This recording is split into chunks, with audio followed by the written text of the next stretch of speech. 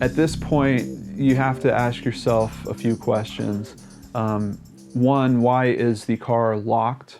Was she intending on getting back there at some point? Was she trying to stop the officers from finding the wine splashes that were all over the inside of her car? Apparently there was also a bottle, I believe it was a Diet Coke bottle, and they noticed that there was a red liquid in there that heavily smelled of alcohol. According to the additional research done by missing Maura Murray, the bottle of Kahlua was not found in the car. At least it has not been noted anywhere that it was found. So I personally start wondering, did she grab a certain amount of things, you know, obviously her money, her cell phone, some booze, and try to make a run for it? Maybe was she trying to hide the fact that there was alcohol in the car, that she'd been drinking and driving? I don't know. My mind just from this point goes in all kinds of different directions. And I think one of them that does have to be considered is it possible that she was intending on ending her life? Maybe she did not, I mean, obviously if she didn't take her makeup, it's not like she was thinking she was going to go somewhere and spend the night somewhere else. To me, it seems like, you know, I think they talked about this on the podcast as well. People that get into DUI situations will sometimes flee the scene so that they can sober up, and then they'll come back with some story about what happened that doesn't include them being drunk. Is that potentially what happened here? Was she picked up by someone along the way? There's just, this is really where the story starts to fray and just goes into infinity in terms of theories. As well as the two gentlemen at Missing Maura Murray, James Renner has been running a very good blog called mauramurray.blogspot.com. He calls it My Search for Maura Murray, and he has this great page about the cast of characters that I just wanted to go through real quick. Here's a picture of her father, Fred. Fred separated from her mother after she had an affair that resulted in a child. He lived in a dump of a house in Weymouth when Maura was in high school and was very active in Maura's career as a runner and pushed her to apply to West Point. That weekend before Maura disappeared, he visited her at UMass. This proclaims he has lied to reporters and police about the events of that weekend. This blog in particular does seem to have some evidence that might point to Fred. One of the very strange things about her car when it was found was there was a rag stuffed in the tailpipe. And I've heard reports that Fred offered information to the police about that very early on, before anyone even asked him about it, and said, I told Maura to put the rag in her tailpipe because her car had been sputtering, and by doing that, that would help the sputtering issue. So some people seem to suggest that he might have something to do with her disappearance. Julie Murray. A runner like Maura, Julie graduated from West Point. She is still looking for her sister and asks for any info, even if it implicates family members. So once again, we have this suggestion that a family member might be involved. Kathleen Murray, Maura's oldest sister. Kathleen has been in and out of rehab for years and was recently busted for growing pot in Vermont. She had a conversation with Maura a few days before the disappearance, which left Maura in tears. There is Fred Jr., who's an older brother. There is Kurt Noble Murray, who is a younger brother, and Lori Murray is Maura's mother. She died of cancer on Maura's birthday in 2009, which just breaks my heart thinking that this woman never found out what happened to her daughter. And quite honestly, the whole family has no idea what has happened to their family member, which is why we do BrainScratch, just to raise awareness to this, and hopefully we can try to shake out some information, maybe some other ideas on what could have possibly happened here. It is also there is potential that she wanted to disappear, that she wanted to leave that former life. Perhaps she had something going on with someone else. Let's continue here. Billy Rausch, Maura's longtime boyfriend. He had graduated from West Point and was stationed at Fort Sill when she disappeared. When police arrived at Maura's dorm room, they found her things packed and an email to Billy printed out and placed on top of the boxes. The email referenced a time Billy had cheated on her. Kate Markopoulos, Laura's close friend at UMass. Kate was with Maura at a party the weekend before she disappeared, Kate has been dodgy when asked about the party, claiming she can't remember the name of a single other person present that night. Her father served time in prison for trying to blow up his neighbor. Wow. Sarah Alfieri. Sarah worked with Maura at the art gallery on the UMass campus and also attended the party with Maura and Kate. She is afraid to say anything about the events of that weekend. From what I've heard, there is a suggestion that Maura might have left with a man from that party, and that might be a reason why no one wants to talk about who was at the party, who Maura potentially left with, especially considering that she had a long-term boyfriend. Tim Carpenter, Kathleen's ex-husband, they were still married in 2004, and he helped with the search for Maura in New Hampshire. He says Fred is a dangerous man and did not appear invested in the search for his daughter when the cameras were not around. So once again, we have an implication. This is actually from someone close, but someone that would obviously be biased. I mean, he has married the wife and is talking about her ex-husband. So I'm really not sure how much we can hold in that. Hussein Baghdadi, assistant track coach at UMass in 2004, he had a long affair with Maura and remembers her talking about running away. So now we get more information to push the story back that way. Potentially, she was having an affair. I mean, it's not. She had a long-term boyfriend and she was cheating on him, it seems like. And it's possible that she wasn't only potentially having this affair with Hussein Baghdadi. Maybe there was other guys in the mix too. Maybe she was really worried about this information coming out. Maybe she didn't want her father to hear about it because her father had gone through an instance of being cheated on in his personal life, and I'm sure he had a strong opinion about that. There's a lot that leads to the possibility that Maura wanted to leave that situation and just get a fresh and clean start. As a matter of fact, one more thing we're going to look at here on Mr. Renner's blog is a recent entry. I'm not familiar with unsolved.com, but apparently the same day I'm releasing this video, they're going to also release a video on Maura. So if you want to check out more information, head over to unsolved.com. Here we go. Wednesday, December 2nd, 2015, Maura Murray or Troll. This message came in yesterday. I immediately forwarded it to the cold case unit and strongly urged them to speak with Blogger about tracking back the IP. It reads, "Have you ever stopped to consider that I don't want to be found? If it's a troll, this crosses a line into obstruction of justice. If it's Maura, my offer stands. If you can verify that you are safe, I will happily delete this blog. Everyone has the right to start over. Right now, police are still treating this as a potential homicide.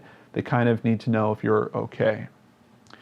I have to agree with Mr. Renner here. If this is a troll, that is horrible. And if that's how you have to try to get attention in this world, that's a pretty sorry existence in my eyes. But there is some potential here. What if this is Maura literally sending a message to tell this guy, knock it off, I'm out here, I'm fine. Apparently she could have this whole blog deleted just by verifying that. But if you've run away for over 11 years, are you really going to share information that could potentially lead to you being discovered? Especially if you ran away from something really bad, which we really don't know the interpersonal family dynamics of what went on between her father and her, even while he was going through his divorce. You know, I've been through divorces, both in watching my parents get divorced and also going through a divorce myself. And people change. People can get very, very dark. They can be extremely out of character. So she might have had a very good reason to run away. This is the Maura Murray missing website. There's a very nice picture of Maura. And they have tons of different information. You can really, spend, I feel like, days going through all this info here. Just a few things I wanted to note. They have the police report from the night that she disappeared. And here they have these, what type of accident it was, fixed object. The fixed object that was struck was a tree. The location was off the roadway beyond the shoulder. There are no traffic controls there. The road is not physically divided. There's two-way traffic. The road condition was normal. The surface condition was dry, which when I originally heard this story, I was kind of imagining, oh, it's a dark, snowy night, car goes sliding around. No, apparently it is dark out there. There is no streetlights according to this report on that particular bend. It is a sharp bend, but it was dry, it was not wet, there was no snow. And here we have some pictures of the car. Now they've highlighted the cracks in red, but they wanted to show the spider fracture that happens. And one of the things on the podcast that they talk about is the height of this. And was it really Maura, who I think is only 5'7", would she have really hit that? Both airbags deployed, which I find kind of strange. If the airbag, I've seen airbags deploy, and in particular, that ex-wife that I mentioned used to have this same exact car. I don't think that it's Maura's head that hit up there. If it was, I think we would have heard a report of her head having shown some wound, particularly from the bus driver that stopped to check on her. No one seemed to note that she was bleeding in any way. What's possible is there was something loose in the car in the back seat, perhaps one of those bottles, perhaps a box or something she was moving, and when she hit the tree, coming to the dead stop, perhaps one of those items sailed right past her head and cracked the windshield. But it did happen from the inside. We know that the impact was on the inside of the car that made that spider fracture happen. Another thing about having personal experience with this car, Saturns were notorious for, well, in one way it was good. They were built very good for accidents. But what was bad about it was they were almost built to brake intentionally and give away to absorb all that force and protect the people that were inside of it. Judging from these pictures here, you can see where the car starts buckling here. I mean, they had safety features like, the wheels were made to just about pop off. The front zone would all completely crumple, and essentially it would just, almost like this cage, would protect the people that were inside of it. Seeing this type of damage to me says, yeah, I mean, she hit a tree, but for this car to still be in the shape it's in, she probably didn't hit it going too fast. That to me kind of looks like maybe a 20 to 30 mile, maybe, and probably hitting the brakes before she got there. That looks kind of minor to me in terms of how this accident is described. Here is the corner where it actually happened. I believe that's the house where the first witness, I don't know that for a fact, but I believe that might be the house where the first witness was able to see the scene and called the police from the window.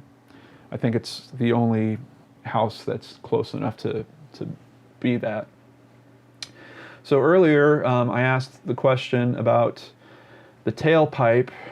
Why would someone put a rag in a tailpipe of a car? This is from Yahoo Answers. And the best answer here is it will cause the engine to get too much back pressure and will ruin it. It will oftentimes cause your muffler to explode. It's vandalism at the highest level. It could also leak from the engine into the cab and kill the driver. There are several posts on here, and all of them say that there is not necessarily a good reason. One person cites that, if the car was in storage, you might do that to stop mice from going up into the exhaust. But I've heard on the Missing Maura podcast, a couple of mechanics have reported in. They don't know about this. This sounds kind of like an old wives' tale, put a rag in your tailpipe.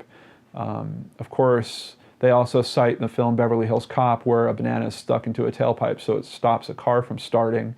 I think that might be a bit extreme. However, I do think there is serious risk if the tailpipe is obstructed that those fumes have to go somewhere.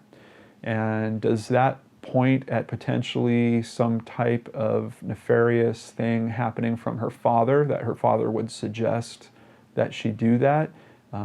Is that potentially something that might have impaired her while she was driving and helped cause the accident? Very hard to say. They did note on the podcast that at least one person chimed in saying, hey, I have heard this before. This is kind of an old school thought, and I actually did it for a while when my head gasket blew, and it seemed to help the car run a little bit better. So there's information on both sides of the story.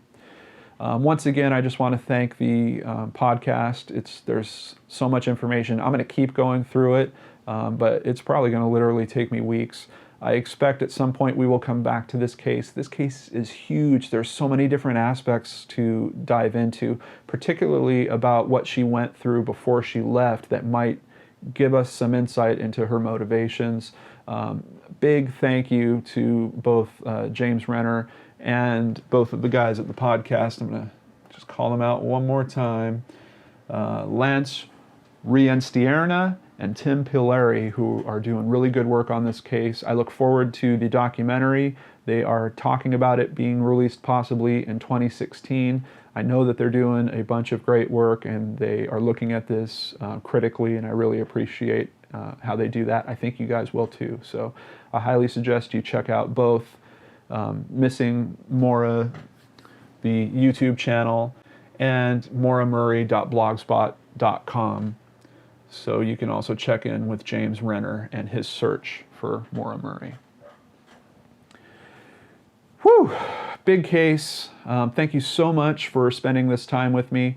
And of course, if you have any information, all of these websites have links where you can contact people to help share that information, hopefully get it into the right hands. Apparently there is a new cold case unit that this case has been handed off to, so just like Mr. Renner explained, he forwarded his information to the cold case unit. You should probably do the same if you do have any tangible info like a possible sighting or something like that.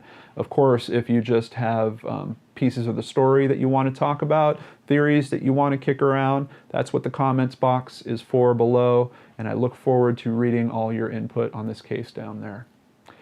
I hope you're all having a wonderful holiday season, and if nothing else, I hope that these stories help remind us how fragile life is, how fragile the feelings of other people are, and please love, respect your family, enjoy them this holiday season, because you never know when you get to the Christmas when they're not around. Thank you all for joining me on this Brain Scratch. I will catch you next week on the Geek and Dorks channel. Take care.